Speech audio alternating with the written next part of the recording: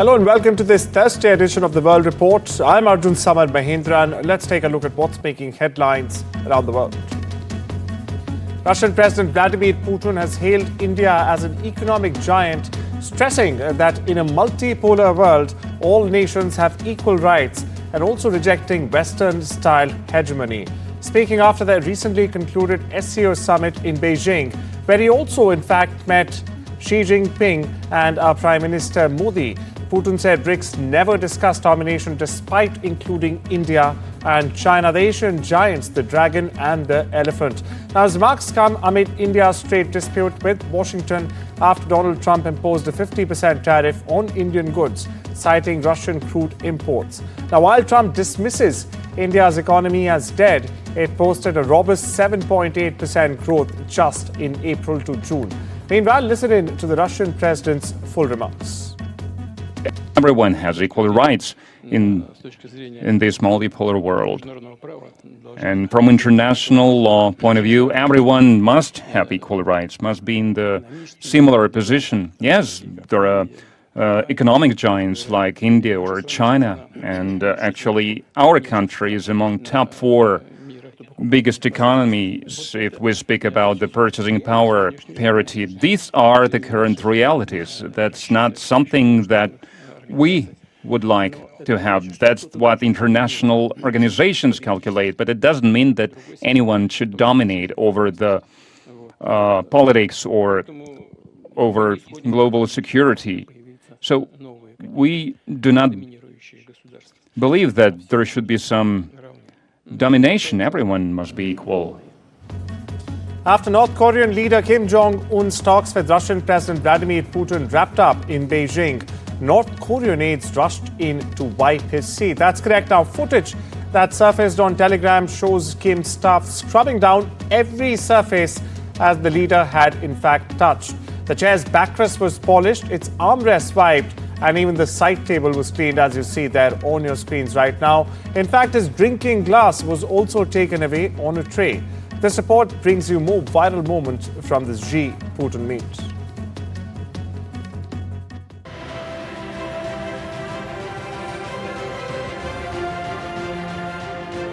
When Beijing promised a grand military parade, no one expected the real fireworks to come from the sidelines. After his meeting with Vladimir Putin, North Korea's Kim Jong-un was trailed by aides performing what looked like a meticulous cleanup.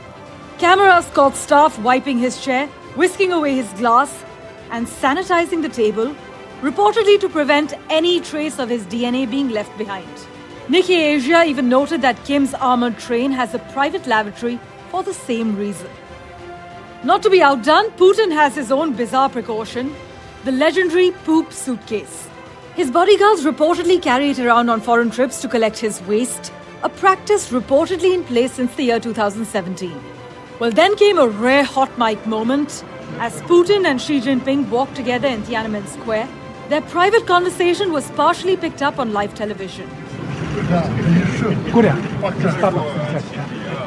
They were heard discussing biotechnology, organ transplants, and even the possibility of humans dramatically extending their lifespans. Xi remarked that people might live to 150 this century, while Putin later confirmed he had raised the topic of longevity research. All this while 50,000 spectators watched China's biggest ever parade. Tanks, drones, nuclear-capable missiles, stealth jets, and a front row of authoritarian A-listers. Belarus's Lukashenko, Iran's Pezeshkian, Myanmar's Min Aung Hlaing, and of course Kim Jong-un, still smiling, maybe because his DNA was safe. So in the theater of power politics, China has showed off its Great Wall of Steel, but it seems it was the sidelines that stole the show. From poop briefcases to dictator dreams of immortality. Parmeshwar Bava with Rhythm Arcadia for NDTV World. Over in Washington, President Donald Trump has asked the U.S. Supreme Court to overturn a lower court decision that found many of his sweeping tariffs were illegal. Now, in a petition filed late Wednesday, the administration asked the justices to quickly intervene to rule that the president has the power to impose such import taxes on foreign nations. A divided U.S. Court of Appeals for the Federal Circuit last week ruled 7-4 that the tariffs Trump brought in through an Emergency Economic Power Act did not fall within the president's mandate and his purview, and also that the setting levies were a core congressional power. A U.S. judge has ordered the Trump administration to overturn deep funding cuts to Harvard University that froze more than $2 billion over allegations of anti-Semitism and bias at the Ivy League institution. Now, the administration insisted its move was legally justified, but here's how students are reacting. We get you more. Honestly, that makes me very relieved because I have big research goals. I know other people here also have research goals. They want to have their projects funded. They want to have their own startups. And these are really cool ideas that I think need to be supported. And because we obviously have this funding, these dreams and passions are going to come true that otherwise wouldn't have.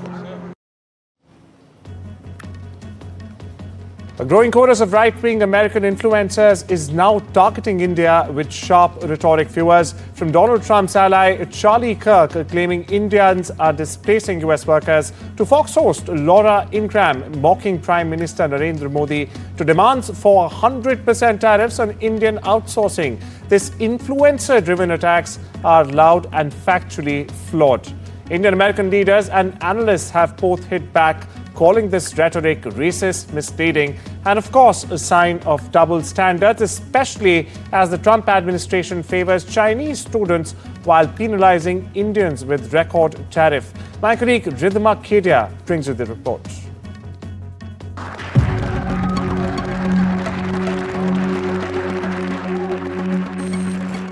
American right-wing influencers have launched an all-out tirade against India, targeting everything from visas to tariffs.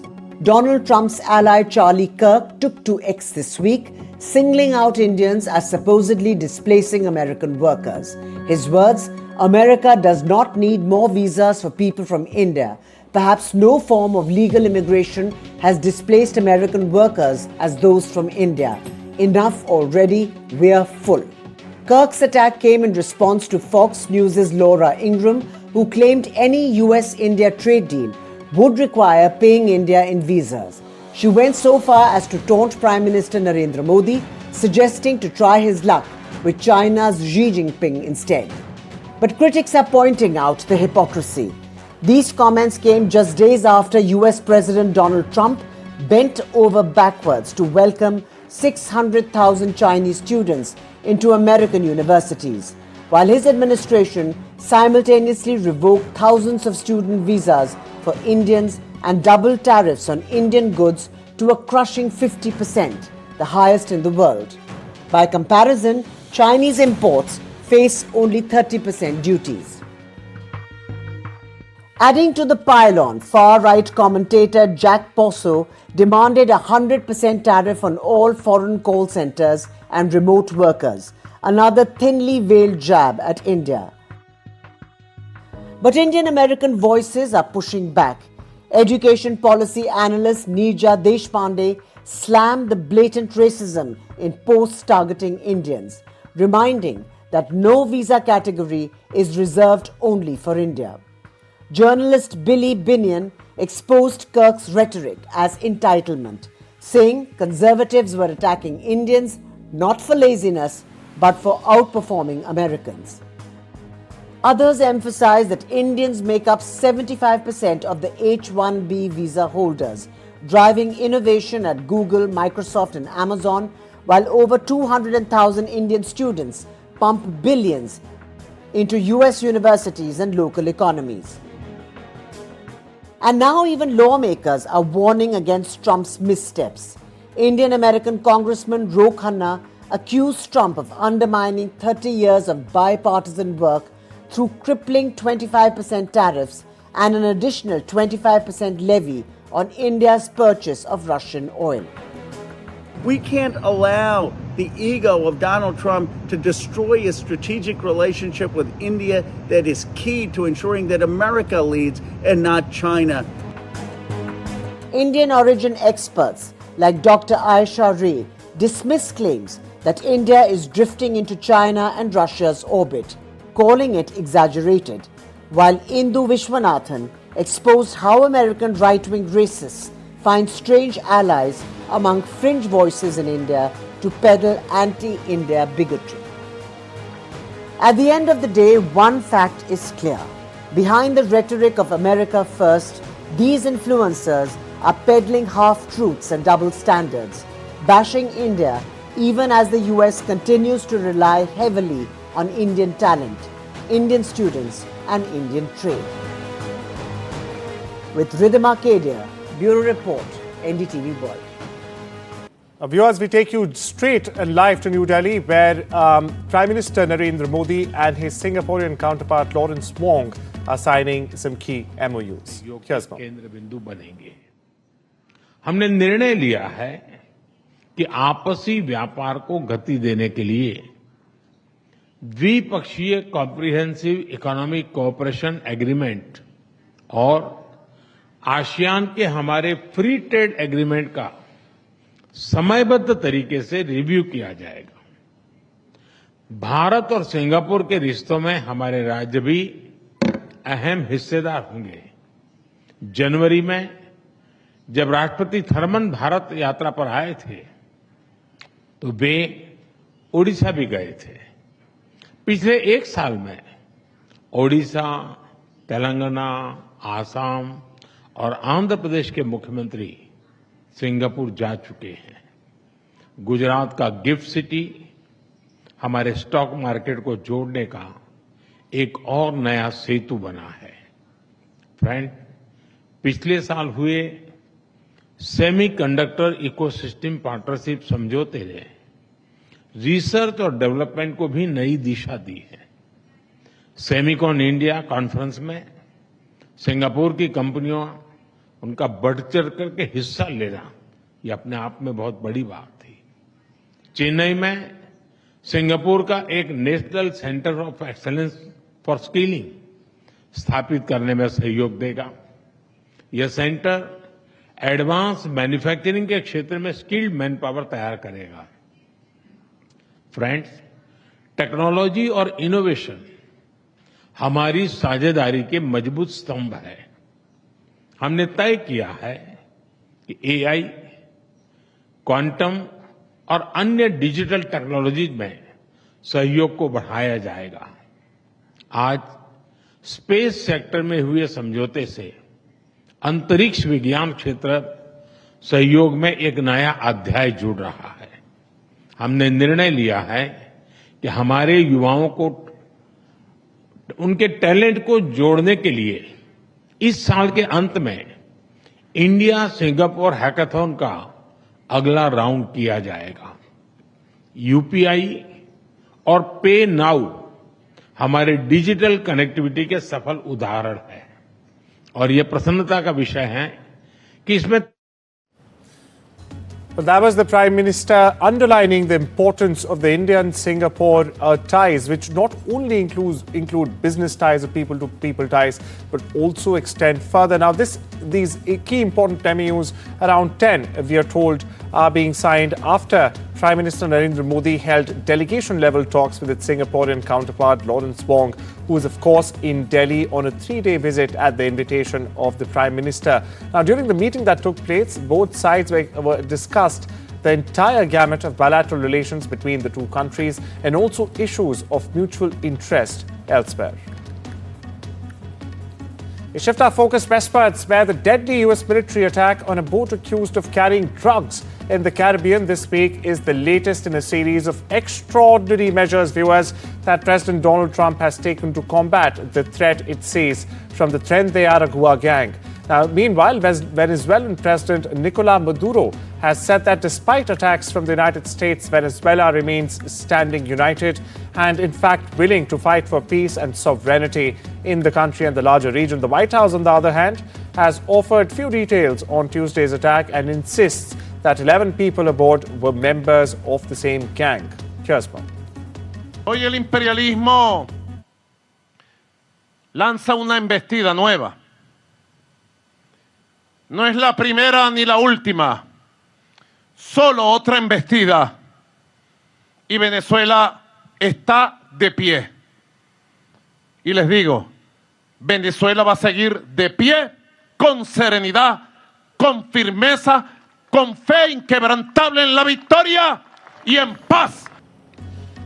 A historic Lisbon streetcar derailed, killing 15 people and injuring 18 others, including a child, in what officials are calling the city's first accident in recent history.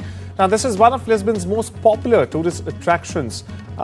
It overturned on a steep downtown hill. We're being told officials have yet to determine the cause of this crash. Meanwhile, Portugal has declared a day of national mourning.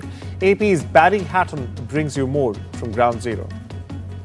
One of Lisbon's picturesque yellow and white streetcars derailed on Wednesday, killing 15 people and injuring 18 in an accident that stunned the city. These streetcars are picturesque, they're very popular with tourists, and authorities say some of those victims are foreigners, but they're not saying yet where they are from. The streetcar wreckage is lying on the narrow street across the road here. People are still gathered around, Lisbon residents, stunned by what's happened today.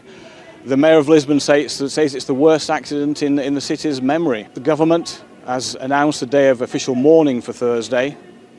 Still, the city is full of tourists. They always look for those picturesque yellow and white trams trundling around the city. This one was especially popular because it links a low part of the city with the top. The streetcar, called Gloria, was actually a funicular, as they're called, which means it goes up and down the hill. One eyewitness said that the streetcar came barreling down the narrow street, the traffic-free street, and then toppled over as it came round a bend into a building.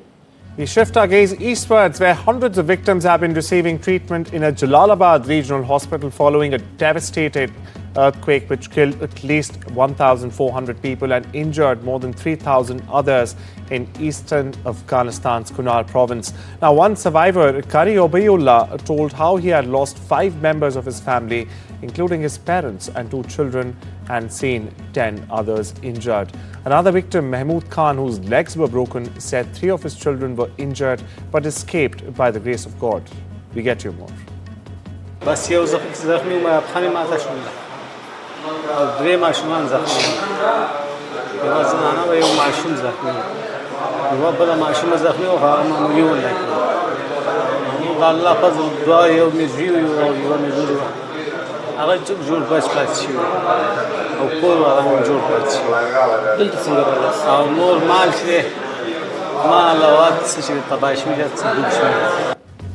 A quick-moving wildfire has burned homes in a California gold rush town settled around 1850 by Chinese miners who were driven out of a nearby camp.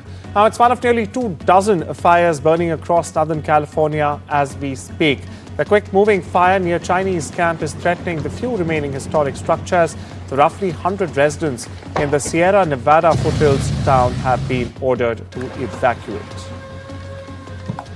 Florida is aiming to become the first U.S. state to cancel all of its vaccine mandates, many of which, in fact, require children to get jabs against diseases like polio in order to attend public schools as well.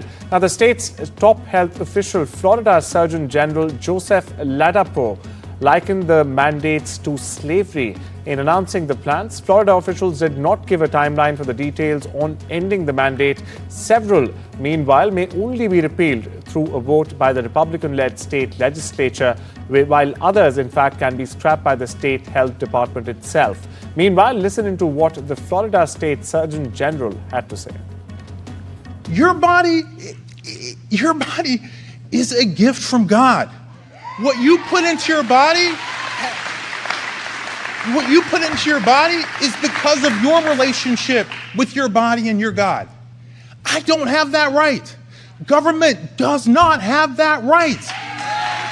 They want you to believe they have that right. And unfortunately, they've been successful.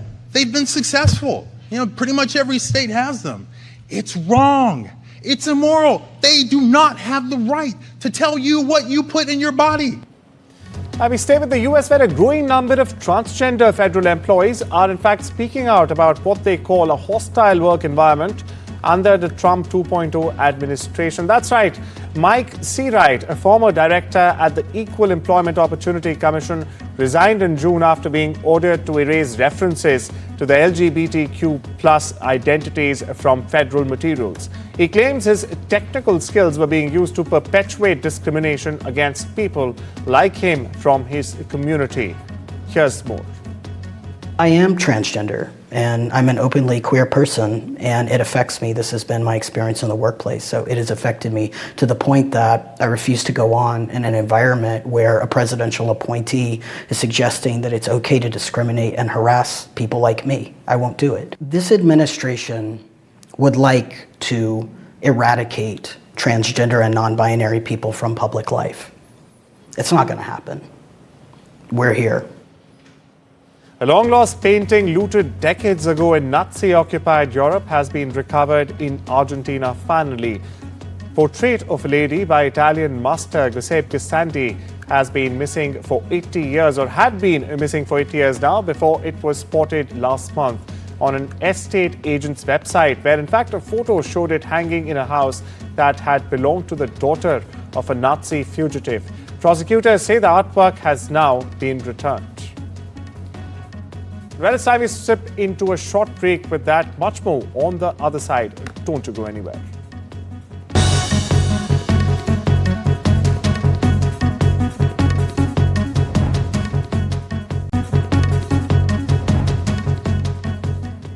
Welcome back. You're watching the Thursday edition of the World Report on NDTV. Now we shift our focus to the world of business, viewers, where an unusual alliance emerged in the White House on Wednesday as lawmakers who agree on little else rallied support for a bill that in fact would prohibit members of Congress and their families from owning and trading individual stocks. Now, the group included darlings of the far right, the left, the moderates, and many in between. They gathered to promote a ban that polls well with voters and appears to be finding new momentum after stalling out in previous sessions of the Congress. The Congress, by the way, has discussed proposals for years to keep lawmakers from engaging in trading individual stocks, noting the idea that there's a potential conflict of interest when they are often privy to information and decisions that can dramatically, in fact, move markets.